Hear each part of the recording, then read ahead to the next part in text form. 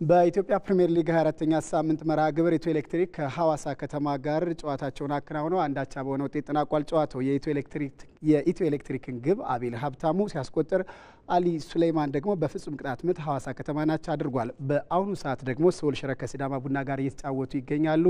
እስካሁን ባለው ውጤት መሰረት ሲዳማ በፍቅረ ኢየሱስ ተወልደ ብርሃን ብቸኛ ግብ ጨዋታውን 1-0 እየመራ ይገኛል። ጨዋታው 76ኛው ደቂቃ ላይ ደርሷል።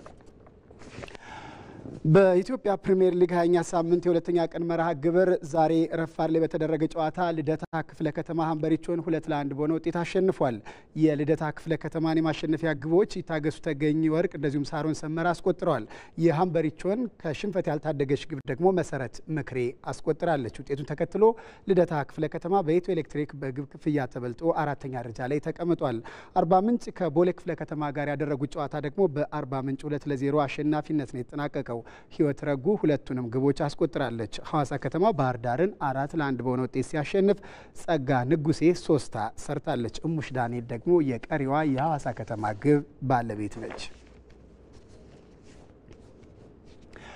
በኢትዮጵያ ቮሊቦል ስፖርት ትልቅ አሻራውን ማስቀመጥ የቻለው የወላይታ ሶዶ ዩኒቨርሲቲ ሴቶች ቡድን ከፈረሰ ከ2 ዓመታት በኋላ ወደ ውድድር ተመልሷል። ቡድኑ ጠንካራና ተፎካካሪ ሆኖ ለመዝለቅ ታዳጊዎች ላይ ትኩረት አድርጎ እየሰራም ይገኛል። ነጻነት ጫን ያለው ተጨማሪ ዘገባ አዘጋጅቷል።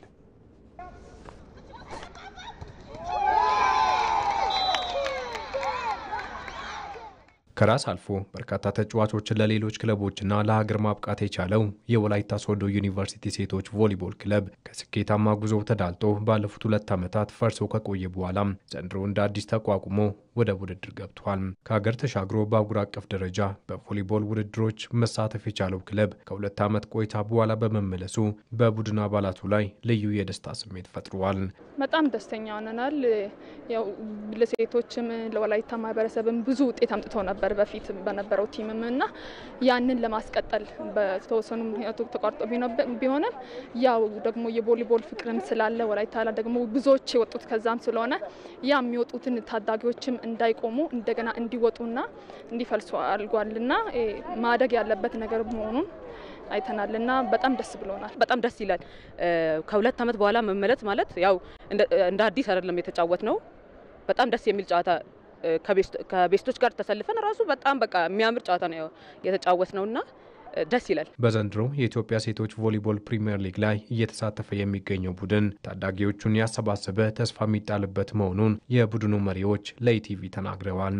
እነኚህ ልጆች ከዞን ከአካባቢው ወጥተው ማያውቁ ናቸው፣ ጀማሪ ናቸው። ሲመጡ ፎር ዘ ፈርስት ታይም ለመጀመሪያ ጊዜ ነው እዚህ ያመጣናቸው። ትልቁ አላማችን ምንድነው? ውድድር ኤክስፖዠሩ እንዲያዩና ቀጣይ ደግሞ ምን መስራት አለብን የሚለው ነገር እንደ ክፍተት አይተን ጥቃቅን ስህተቶችን ሸፍነን የተሻለ ነገር ለመስራት ነው።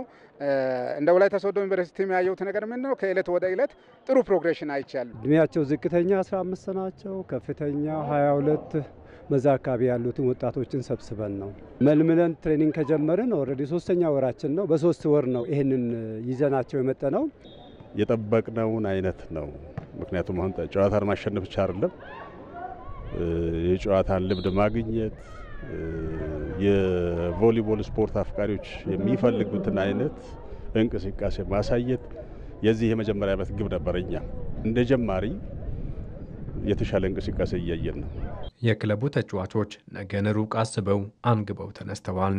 ቀጣይ እቅድ በቃ ከዚህ ከተሻሻለ ሆነን በቀኛ ዋንጫ የመያዝ እድል እንይዛለን ብለን ጠንክረን መስራት ነው ያለብን ማለት ነው። ቡድኑ ተመሳሳይ ጣፋንታ እንዳይገጥመው ተተኪዎች ላይ እየተሰራ ነው ተብሏል። ሌላ ደግሞ ለዚህ የሚመግብ ፕሮጀክት አለን። ሌላ ከነዚህ ዝቅ ብሎ አለ። እነሱ ደግሞ ለኛ ይመግቡናል፣ እኛም ደግሞ ለነሱ የሚያስፈልገውን ነገር ያው እያዘጋጀን እንገኛለን። እኛ እንደ ዩኒቨርሲቲ 2 አይነት ፕሮግራም ነው ያለን። እዚህ ዋናው ቡድን አለ፣ ከታች ደግሞ ከ17 ዓመት በታች አንድ ሳይት አለን። ዘንድሮ ነው የተጀመሩት ሁለቱ። ቀጣይ እንግዲህ ከታዳጊዎችም ወደ ላይ ስበን እነዚህም የ1 ዓመት ልምድ ይዘው ሊጉን በሚመጥን ደረጃ ተፎካካሪ ይሆናሉ ብለን ነው ተስፋ ብናደርገው። የኢትዮጵያ ቮሊቦል ፌዴሬሽን የወላይታ ሶዶ ሴቶች ቮሊቦል ክለብ በመመለሱ ለሌሎች ክለቦችም በር ከፋች ሊሆን ይችላል ብለዋል። በታዳጊዎች የተገነባ ቡድን በፕሪሚየር ሊጉ የመጀመሪያ ዙር 3 መርሃ ግብሮች ሽንፈትን አስተናግደዋል።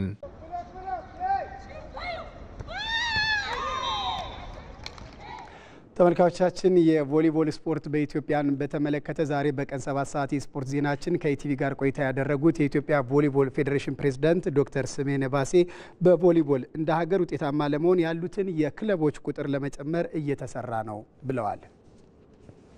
ቁጥር አሁን ባለው ሁኔታ 8 ወንዶችና 4 ሴት ክለቦች ናቸው ያሉ። እነዚህን ከፍ ለማድረግ አሁን የሚሊተሪ ውስጥ ነው ሚሊተሪ ትልቁ ነው። አንደኛ ሁሌም ስፖርት ውስጥ ነው ያለው። ሁለተኛ በሀገራችንም ታሪክም ለስፖርቱ ኮንትሪቢዩት በተለይ ለቮሊቦል ኮንትሪቢዩት የሚያደርጉ ነው። በዚህ አጋጣሚ የኦሮሚያ ፖሊስን የፌደራል ፖሊስን ማረሚያ ቤቶችና የአዲስ አበባ ፖሊስ ኦሬዲ ያሉ ስለሆነ እነዚህን ደብዳቤ ጽፈን የማስፋት ስራ ነው። ሌላው የልማት መስሪያ ቤቶች ነው እንደ ቴሌኮም የኬንያን ኤክስፒሪየንስን የሩዋንዳን ኤክስፒሪየንስን ብናይኮ የንግድ ባንክ ቴሌኮም ፕሪዝን እነዚህ ናቸው ስፖርቱን ያሳደጉ። ስለዚህ የከፍተኛ ትምህርት ተቋማት እንደተጠበቁ ሆኖ ሚሊተሪ ላይ በደንብ መሰራት አለበት። የልማት መስሪያ ቤቶች ክለቦች እንዲይዙ ጥረት እያደረግን ያለን።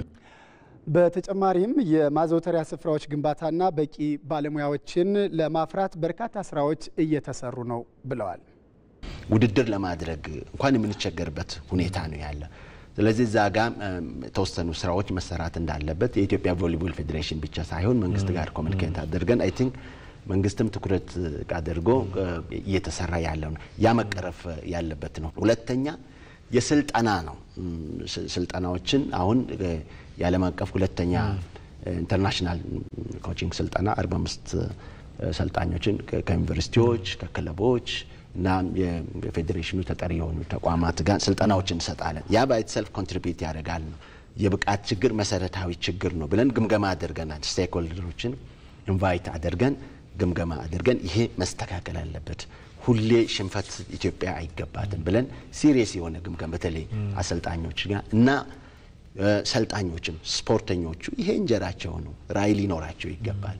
ስለዚህ ከዛ አኳያ የስልጠናዎችን አጠናክረን ነው እየቀጠልን ያለ ነው። በአውሮፓ ሻምፒዮንስ ሊግ የጥሎ ማለፍ ጨዋታዎች በ2025 ምንም ጨዋታ ያልተሸነፈው ባርሴሎና ካለፈው ዓመት የፍጻሜ ተፋላሚ ቦሩሲያ ዶርትሙንድ ጋር ይጫወታል። ፓሪስ ሰን ዠርመን በኩል ከአስቶን ቪላ የሚያደርጉት ሌላኛው ተጠባቂ ጨዋታ ደግሞ ፓሪስ ላይ ይከናወናል። ዮሴፍ ሽምዬ ተጨማሪ ዘገባ አዘጋጅቷል። ባርሴሎናና ቦሩሲያ ዶርትሙንድ በሻምፒዮንስ ሊጉ በዚህ ውድድር ዓመት ዛሬ ለሁለተኛ ጊዜ ይገናኛሉ። በተጠባቂው የጥሎ ማለፍ ፍልሚያ ሲገናኙ ግን ይህ የመጀመሪያቸው ይሆናል። ታህሳስ ወር ላይ በሲግናል ኢዱና ፓርክ ሲገናኙ ባርሴሎና 3-2 አሸንፎ ነበር። የካታሎኑ ክለብ የፈረንጆቹ 2025 ከገባ ወዲህ የሚያቆመውም አልተገኘም። 22 ጨዋታዎችን አድርጎ አንድም ጨዋታ አልተሸነፈም። ቦሩሲያ ዶርትሙንድ ደግሞ ባለፈው ዓመት እስከ ፍጻሜ ተጉዞ በሪያል ማድሪድ የተረታበትን አስቆጭ ታሪክ መቀልበስ ይፈልጋል። ላሊጋውን እየመራ በርካታ ግቦችን በየጨዋታው እያስቆጠረ ሻምፒዮንስ ሊጉ ሩብ ፍጻሜ ላይ የተገኘው ባርሴሎና ጨዋታውን የማሸነፍ የተሻለውን ግምትም ወስዷል። ብሉግራናዎቹ በሻምፒዮንስ ሊጉ ብቻ 32 ግቦችን አስቆጥረዋል። ለዚህ ግብ አምራችነታቸው ደግሞ አሰልጣኝ ሃንስ ፍሊክ ትልቁን ድርሻ ይወስዳሉ።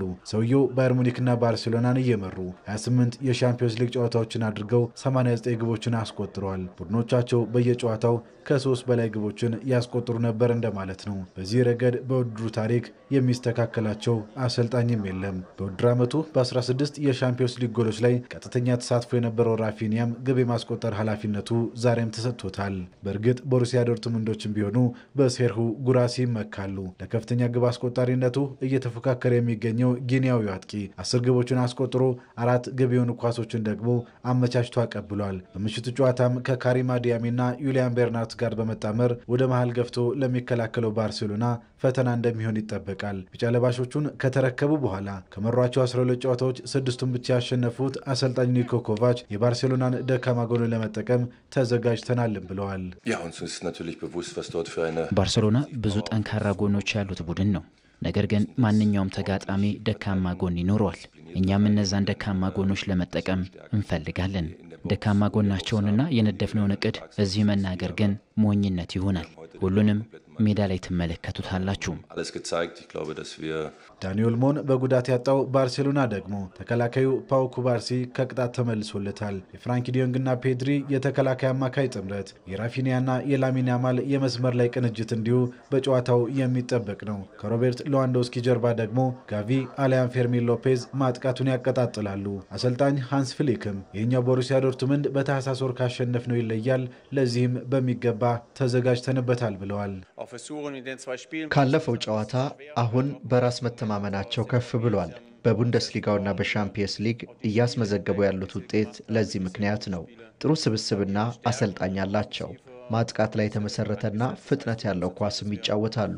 በመከላከሉ ረገድም ጠንካራ ናቸው። ለሁሉም በሚገባ ተዘጋጅተናል። በአውሮፓ ሻምፒዮንስ ሊግ ሌላኛው የሩብ ፍጻሜ ጨዋታ ፓሪስ ሰን ዠርሜንና አስቶን ቪላ በታሪካቸው ለመጀመሪያ ጊዜ ይገናኛሉ። ባለሜዳዎቹ ዘንድሮም የሊግ 1 ሻምፒዮን ለመሆን ተቃርበዋል። 6 ጨዋታ እየቀራቸው የደረጃ ሰንጠረዡን በ22 ነጥቦች ልዩነት እየመሩም ይገኛሉ። የሊጉ ዋንጫ ጉዳይ ያለቀለት ስለሚመስል ሉዊስ ኤንሪኬና ስብስባቸው ሙሉ ትኩረታቸውን የአውሮፓ ሻምፒዮንስ ሊግ ላይ የሚያደርጉም ይሆናል። ታላቁን ዋንጫ በክለቡ ታሪክ ለመጀመሪያ ጊዜ ወደ ፓሪስ ለመውሰድ በሚደረገው ጉዞም ዛሬ የሩብ ፍጻሜ የመጀመሪያ ጨዋታቸውን ሜዳቸው ላይ ያከናውናሉ። ከ3 አስርት ዓመታት በኋላ ወደ መድረኩ ብቅ ያለው አስቶን ቪላ ግን ቀላል ተጋጣሚ አይሆንም። የኡናይ ኤምሬ ስብስብ በሁሉም ውድድሮች ባለፉት 7 ጨዋታዎችም አልተሸነፈም። የሻምፒዮንስ ሊጉን ዋንጫ የማሸነፍ ኃላፊነት ተጥሎባቸው ከዚህ ቀደም ፓሪስ የነበሩት አሰልጣኙ እቅዳቸውን ሳያሳኩ ነበር የተሰናበቱት። ዛሬ ደግሞ አስቶን ቪላን እየመሩ የቀድሞ ቡድናቸውን ይገጥማሉ። ጨዋታው ከባድ ቢሆንም በራሳችን እምነት አለን ሲሉም ተደምጠዋል። አስቶን ቪላ በ1992 የአውሮፓ ዋንጫን ያሸነፈ ቡድን ነው። ከ2 ዓመት በፊት ክለቡን ሲቀላቀል ትልቅ ታሪክ ያለው እንደሆነ እያወቅኩ ነበር። በሻምፒየንስ ሊግ መወዳደር ይገባዋል። የሩብ ፍጻሜ ጨዋታውን ፓሪስ ላይ ማድረግ ከባድ ቢሆንም በራሳችን ግን እምነት አለን። በፓሪስ ሁለተኛ ዓመታቸው ላይ የሚገኙት ሉዊስ ኤንሪኬ ደግሞ አስፈሪ ቡድን ገንብተዋል። በግል ክህሎታቸው የላቁ ተጫዋቾችን የጨዋታ መንገዳቸውን እንዲተገብሩ ያደረጉበት መንገድ ውጤታማም እያደረጋቸው ነው። ሊቨርፑልን ጥለው ያለፉበት መርሃ ግብር ለዚህ ማሳያ ይሆናል። ክለቡ እንደ ሊዮኔል ሜሲ፣ ኔይማር ጁኒየርና ኪሊያን ምባፔ ያሉ ታላላቅ ተጫዋቾችን ቢያጣም አሰልጣኙ ወጣት ተጫዋቾቻቸውን ተጠቅመው ከበፊቱም የበለጠ አስፈሪ ቡድንን ገንብተዋል። በምሽቱ መርሃ ግብርም ግምቶች ሁሉ ወደ ፓሪስ ሰን ዠርሜን ቢያደሉም አሰልጣኙ ግን ሜዳው ለሁለታችንም ነው ብለዋል። የተሻለ ድል የሚባል ነገር የለም። ከሊቨርፑል ጋር ስንጫወት ዝቅተኛ ግምት የተሰጠው ለእኛ ነበር። አስቶን ቪላ እዚህ መገኘት ይገባዋል። ለዋንጫው ሰፊ ግምት የተሰጣቸው ደግሞ ተሰናብተዋል። ዋናው ነገር ሜዳ ላይ የሚከፈለውን ዋጋ ከፍሎ ጨዋታውን ማሸነፍ ነው። ፓሪስ ሰን ዠርሜን በምሽቱ ጨዋታ አምበሉ ማርኪኒዮስን በቅጣት ምክንያት አይጠቀምም። ተመልካቾቻችን ለኢቲቪ 57 ያዘጋጅናቸው የስፖርት ዘገባዎች ተጠናቀቁ። መልካም ምሽትን ተመኘው።